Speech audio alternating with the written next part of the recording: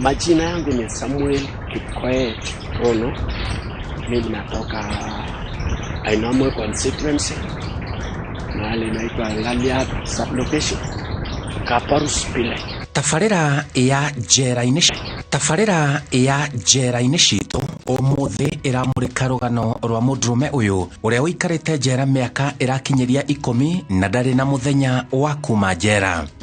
Nimekaa sasa ni miaka ya 9 naelekea 10 sasa. Naelekea 10. Na saa hii niko na kifungo ya life, kifungo ya maisha ambayo ninasukuma saa hii. Vile nimepanga, mimi sichukui kwa kichwa yangu kama nitakaa jela maisha. Mimi ninatumaini, ninaitumaini kutoka.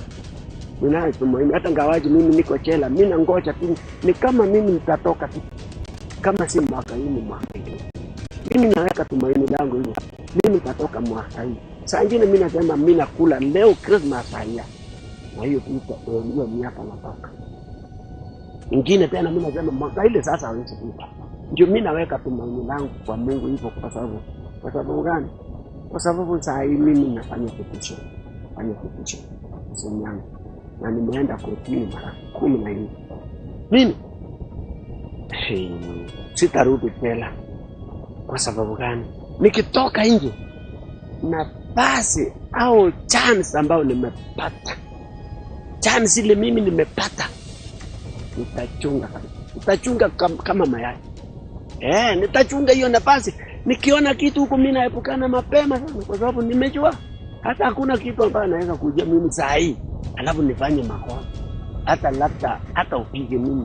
Unaweza piga mimi mpaka utoke, lakini mimi siwezi kuza wewe. Uyu arehirwo njera nĩ ihĩtia rĩa ũragani na ndareganaga narĩo. Sasa nilifungwa condemn. Kifungo yangu nilifungwa condemn kwa sababu nilisababisha hiyo makosa ya mada. Mimi mwenyewe nilisababisha hiyo makosa. Sijakataa. Mimi sijakataa hiyo makosa. Nilifanya kweli. Nilifanya hiyo makosa. So kitu ambayo iko saa hii nikiwa hapa nimejutia sana. Ũritũ wa cira wake arauga ahĩngĩcirwo nĩ wakiri wake. Haiya Ili koti asihurumie mimi, koti yana makosa aliamsha mimi.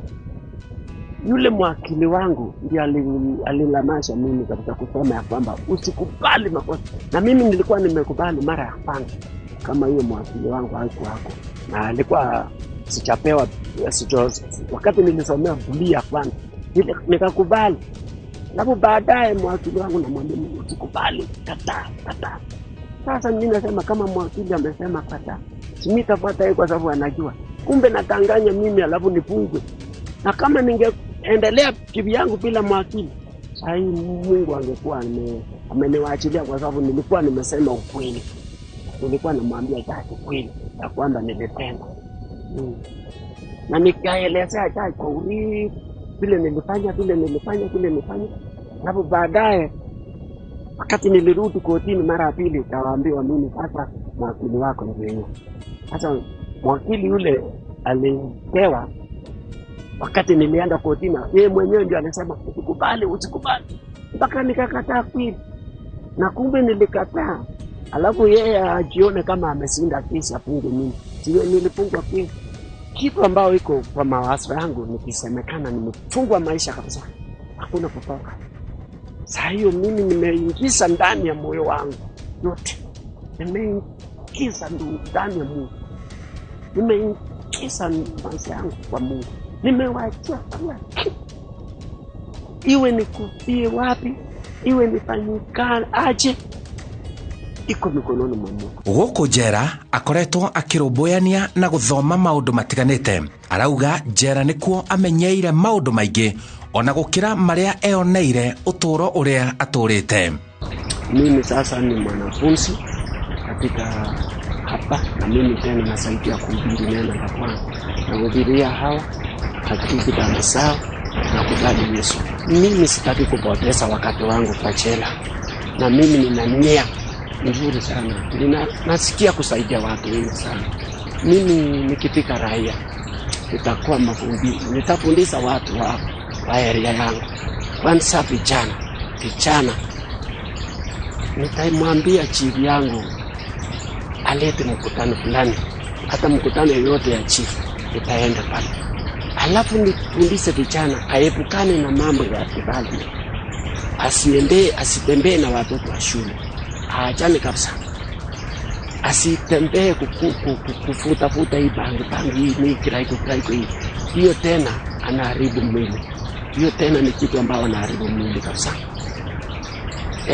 Mara ya pili au ya tatu, wasasi wenyewe nataka nikiitisha wasasi nieleze ya kwamba afundishe watoto wao apate mafundisho msawa ili apukane na hii mafunzo. Nina kitu sana kusema ya kwamba watoto yangu wakati nilikuwa raia, mimi naona kama sikuwa najua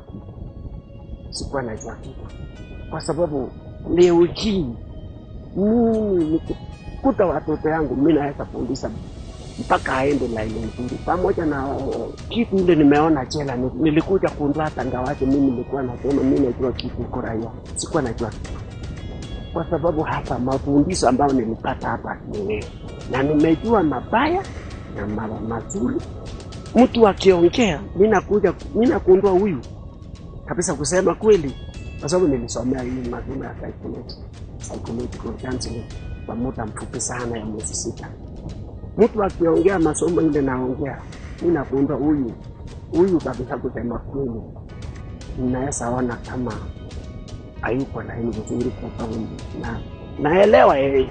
Watafanirie oragani niki na no woragire. Tarehe 29 mwezi wa 5 2023 niliamuka vizuri na kupanga kazi yangu bila kujua nitakuja jela au nitafanya makosa. Kwanza sikuwa najua nitafanya nini makosa, na nikaenda sokoni, nikaenda fanya shopping yao, nikanunulia watoto vitu ambavyo nilinunua na kukuja nyumbani. Nilikuwa kama saa 7. Nikaanza kusema wacha niende kuweka fence shamba ya jirani yangu hapo ambao tunapakana na yeye. Nikashika panga yangu na kushika ile miti ya kusukuma naye mita. Nikaenda nikapitia shortcut ambayo ninamwambia nilipitia shortcut ya kupitia ndani ya mimi kupita mtoni huko. Nilishangaa nikute jirani yangu akifanya mapenzi na mke wangu, na hapo sikuamini ya kwamba ni mke wangu. Ikabidi nikaribie yeye nisingilie vizuri, nikaona ni yeye kweli. Wakati nilipoona ni yeye kweli, nikastuka. Sasa nikafanya hiki kitendo kile nilifanya. Nilikata huyu mti, nikakata mguu.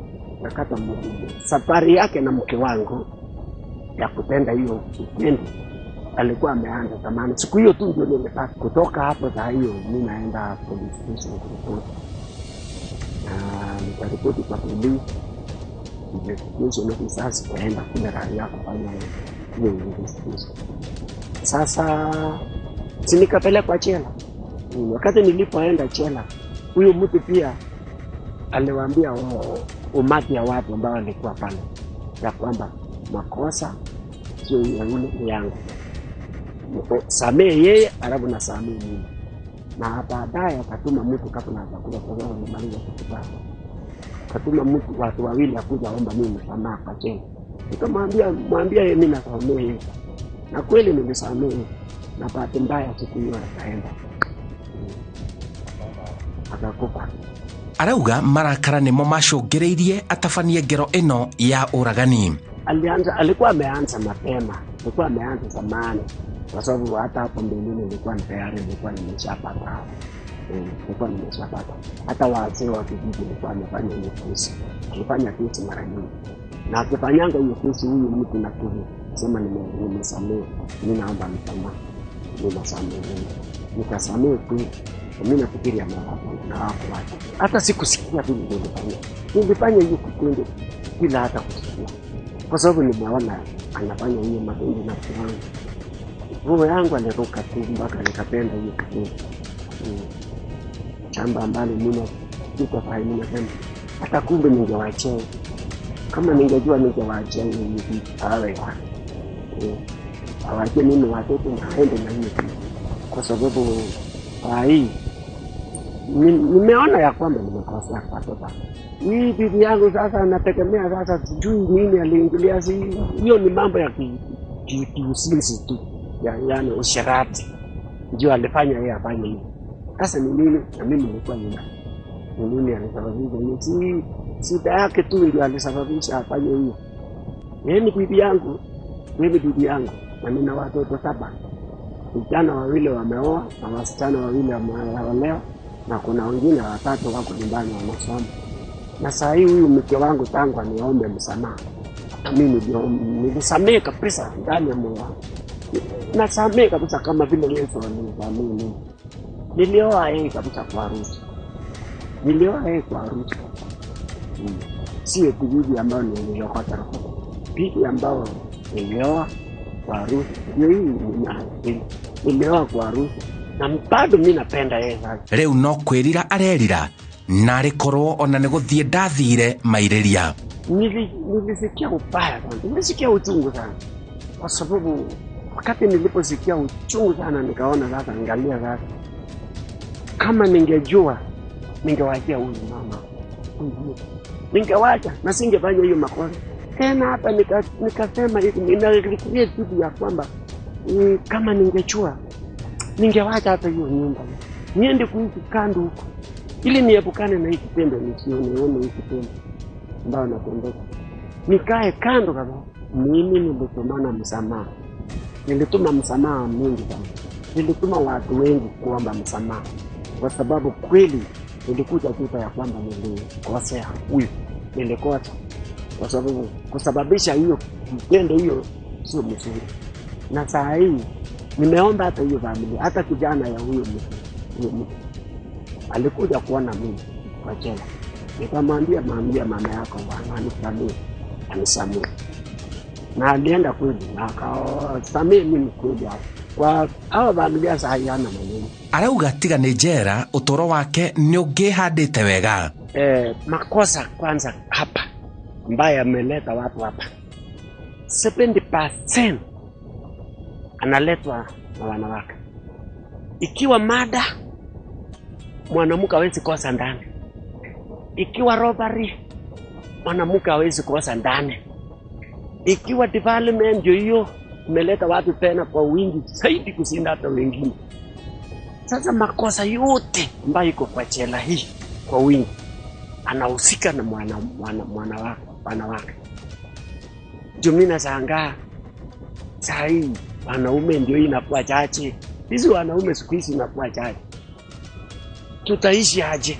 Kwa sababu tukienda raia kama vile mimi nasema saa hii, ukikaa kando, mimi mwenyewe niseme nikae kando kwa nyumba nyingine, au nikondeze land nikae hapo na nifanye biashara yangu, na biashara yangu hao wanawake akiona tena biashara yangu naleta pesa, anachileta peke yao, na anachileta paka hii nyumba yangu. Kitu mimi namwambia wanaume wote wa Kenya, ati hatari na wanawake. Mimi naomba Mungu usiku na mchana paka mimi nalia machozi, paka mate soba mahali mimi nalalia anakuwa maji. Kwa sababu gani? Nikimlilia Mungu, mimi nanilia paka machozi natoka.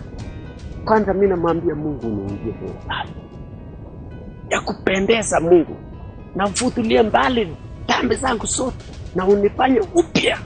Nilikuwa nimepangia watoto wangu wasome wote, aende paka Rivaro. Nilikuwa nataka hata asipopita tu form 4 aende university, nipite shortcut.